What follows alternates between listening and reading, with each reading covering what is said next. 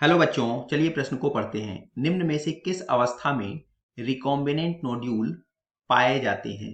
विकल्प ए telophase, B anaphase, सी metaphase एवं D prophase.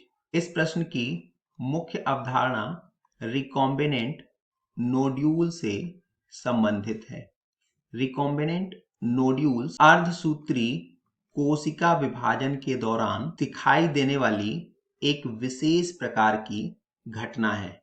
अगर हम इसको चित्रों के माध्यम से देखें तो अर्धसूत्री कोशिका विभाजन के दौरान एक ये गुणसूत्र हुआ जो दो अर्ध गुणसूत्रों से मिलकर के बना है और दूसरा अर्ध गुणसूत्र ये है। इसको हमने बोला ये ए गुणसूत्र है और ये बी गुणसूत्र है।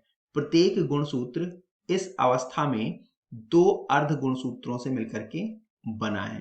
ये बी गुणसूत्र के दो अर्ध गुणसूत्र हुए और ऐसे ही यहां पर ये ए गुणसूत्र के दो अर्ध गुणसूत्र हुए, तो कुल 4 अर्ध गुणसूत्र होंगे।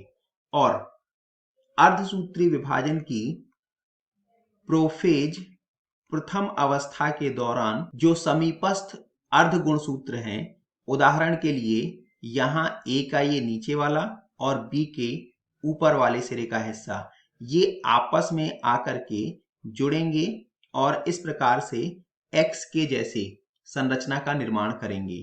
यहां पर ये अभी केवल आपस में एक दूसरे के संपर्क में आए हैं और जैसे ही संपर्क में आएंगे इसी अवस्था को हम रिकॉम्बिनेंट नोड्यूल बोलेंगे। बाद में यही रिकॉम्बिनेंट नोड्यूल गुणसूत्रों की अर्ध गुणसूत्रों में अदला बदली की वजह से मात्र गुणसूत्रों की तुलना में थोड़े से अलग हो जाते हैं और फिर इस प्रक्रिया को हम जीन विनिमय कहते हैं।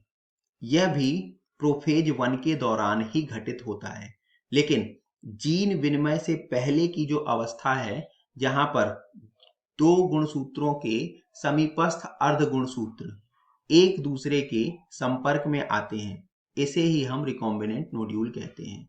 अगर हम विकल्पों को देखें तो पहला विकल्प टीलोफेज, यह गलत है। दूसरा एनाफेज, यह भी गलत है। तीसरा मेटाफेज, यह भी गलत है। चौथा विकल्प प्रोफेज, यह सही है। अतः दिए गए प्रश्न का सही उत्तर विकल्प डी प्रोफेज है। आशा करते हैं आपको समझ आया होगा। धन्यवाद।